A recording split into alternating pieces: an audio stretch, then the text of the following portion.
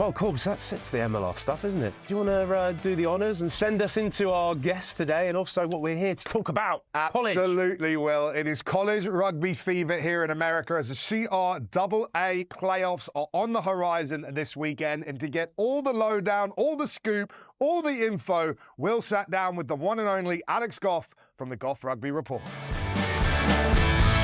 Yes, Corbs has given me full control of the CRA playoffs coming up. And Alex, so good to have you on the show. We haven't had you actually on the Rugby Rundown before. No, that's true. That's true. Welcome to the limelight. I had to pull a lot of strings to get on, so I'm pretty excited. We will pay your appearance fee later, I'm sure. No, it's great to have you. And also great to have someone of so much that I've said to you before in person. You've done a lot for the game and followed American rugby and in particular sort of showcase college talent. I mean, my first question and foremost as we come towards these playoffs coming up, just how good a position is CRAA college rugby and how competitive has this season been? It's been enormously competitive. I think that's what drives how good a position they're in, because you want to get in this and say, we have a shot to win it. And you just have to look at March 22nd, 23rd, with all these games coming down to the final try. Yeah. The final conversion had to be kicked to win games throughout, like 4 of them.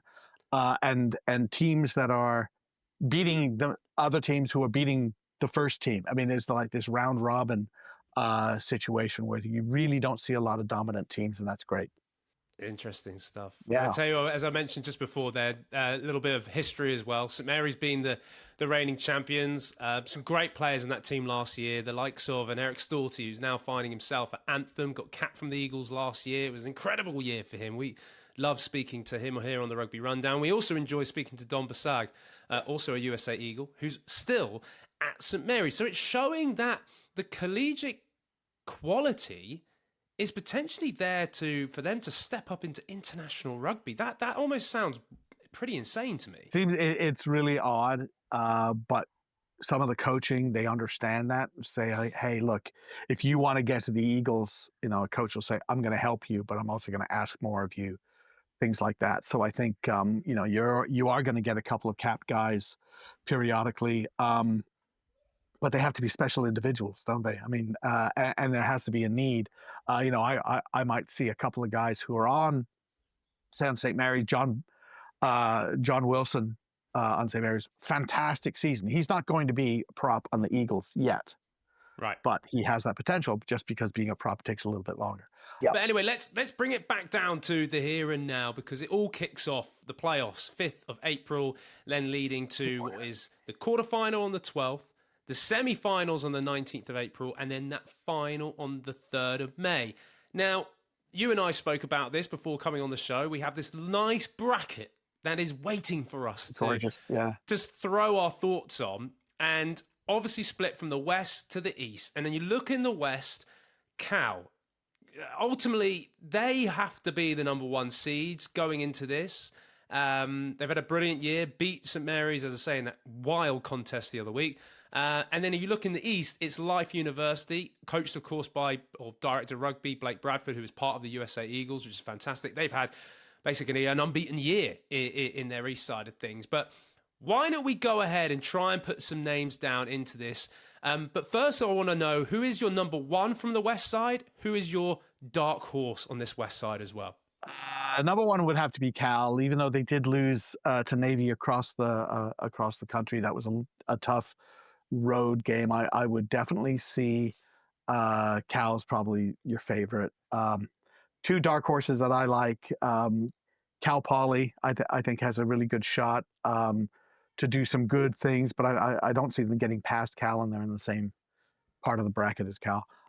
Central Washington. I think Central Washington, when we saw them play St. Mary's, they were very undercooked.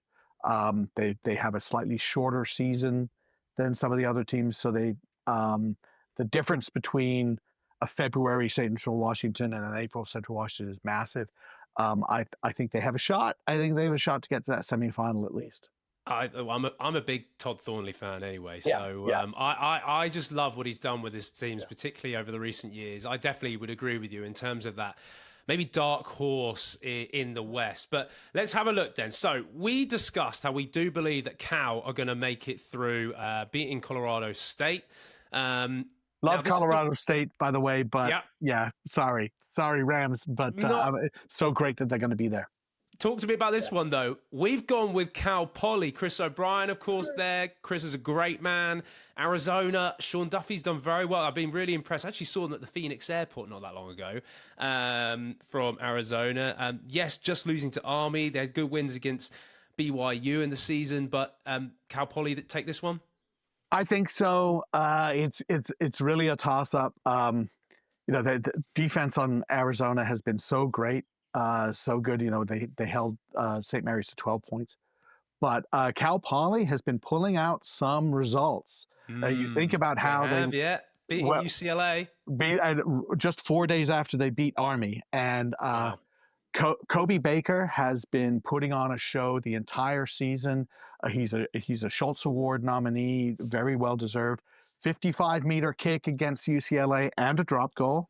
There it is. You'll be happy about that. I'm very happy about it. I saw the drop goal as well, yeah. Yeah, isn't that great? And has had another game earlier in the season where he was 16 for 16 on conversions. And the other two games going on the West, I am saying, and we called this, we're going to go for CWU, Central Washington, of what we've just said earlier, taking on BYU. Then St. Mary's, they've struggled. And UCLA, they'll remember that win. They'll remember beating St. Mary's, not that long ago. But I am going to say, and I don't know if you agree with this, Alex, I think just knowing about playoff games and the way that they do, Tim O'Brien and Andrew Cook, what they have going there, big players like the Basag of this world, I see St. Mary's doing it. I think you see a lot of differences in the lineups with St. Mary's, and they experiment a lot. They don't mind experimenting a lot, but I think when it comes down to certain fundamentals are there for the Gales, and playing at home, I think is going to be an advantage to them here. Yeah. Right. We're going to finish off the West pretty quickly. We think Cal are going to go all the way. So we're going to say Cal to beat Cal Poly, but this is the one. This is the one that we were discussing before we came on. There's something that's within you that is thinking this might be a time for CWU to take on St. Mary's. St. Mary's beat Central Washington 33-13 very early in the season. I think that's potential to be flipped around. Wow. And I think the Wildcats win it. There you go. No, I love it. So then we have a Cal versus Central Washington. That's what we think. And then I can only say what I'm seeing, the ship that Jack Clark runs at Cal, I think they're number one seed across this whole D1A. I'm going to have to put Cal in the final. The people often say like St. Mary's is the best fast break team in the country pretty much. This year, from what I've seen, Cal is the best fast break team. So there we go. Yes. Cal make it to the final in the West. Now let's go to the East. Start off with Life versus Davenport. Great to see Dom Bailey, because I remember Dom actually played for Austin, the Gilgronis back in the day at MLR, but he's obviously running that program, head coach, as to say, at Davenport, up against a very good Life team. I think pretty short in saying Life to get through that game. Yeah, I think so. They have too many weapons. They have, we're seeing some really good halfbacks and fly halves in this game, and Bradley Crane is having a terrific season, sort of pulling the strings for Life. So, yeah. And then this is the one that you weren't sure about. Army versus Mount St. Mary's. How dare we go against Matt Sherman and the Army boys? They have, and they their performance against Arizona, that was strong. I have Matt Sherman has a lot of guys who we don't really hear a lot about playing as a unit. That's fantastic. The opposite side, Mount St. Mary's has a talented team with a couple of spectacular players. Evan Corbett is one example, and I think if you don't worry, if you let those guys, those game breakers, beat you on Mount St. Mary's, you could lose. Yeah, I think that's basically it. It's possible. I'm a little bit doubtful. I think we're going to have to go with Army, but this is my upset special, I think. Oh, so maybe the individuals are the ones that get it done, potentially for Mount St. Mary's. Lindenwood, Arkansas State. Lindenwood, Josh Macy, mate of mine, Gotta back Josh. Gotta back Lindenwood. Pretty fine season that they have had overall. Arkansas State, Dom Shaw. Nothing against you, Dom, but I'm going to take Lindenwood in this one. Are you agreeing with me on that? Yeah, Alex? Arkansas State, they lost on the final play, another final play against Davenport just a week and a half ago. They're a little bit vulnerable there. Lindenwood has been super. Well, Lindenwood's beaten them in the season already as well. Absolutely, yes. And they're so consistent. Duncan Krieger, another Schultz Award nominee. Edwin van Heerden having a great season again for them. Their forwards playing really open. I think you'll see them kind of open up a little bit of champagne rugby from Lindenwood. You don't always expect that. And I'm a huge fan of Jeremy Zwick, their scrum half. I think he's been driving the bus very, very well. So yeah, Lindenwood. There we go. And then Navy, Penn State. We're going with Navy. So therefore, we've got Life versus Army. We've got Lindenwood versus Navy. Quickly through these ones because it's still in the future, but I'm seeing Life going all the way. So is it fair to say Life beat Army? Yes. And is it fair to say that? Oh, this is actually, I don't even know. It's fair to say Lindenwood, Navy. We don't know. Yeah. There's a couple of things about Navy. Goal kicking, fantastic. Ronan Krieger, fantastic. Right. He's got some talent. The way that Gavin Hickey uses his lineup, he will often unload his bench after 25 minutes. He'll put him on. So his closers may start the game, or he'll have a bench of 7 forwards. He will manage his bench in an unconventional way that most coaches don't do. So he will be studying Lindenwood and say, how do I, because they have so many good players that start and then they're on the bench. And what that's done is that builds a situation where nobody is all miffed because they're not starting, because everybody has a special role within the team. They will be ready for Lindenwood. I think this is going to be a really low scoring game. I think we're going to see less than 40 points total on it. I don't know. But we don't know. I don't know. I don't know who's going to win. Let's go Navy. You've talked me into Navy. Okay. We'll go with Navy. So we'll end up having a Life versus Navy showdown for the East. Yeah. I've said from the beginning, I think this Life team goes all the way and they take on Cal. Agree? Agree. Yeah. So there we go. I agree. We have a Cal versus Life final. And then this is the brackets. Yeah. We've got to put a winner in this. I can't talk up Cal like I've just talked them up and then not back them all the way, even though I backed up Life. But yeah, Cal has.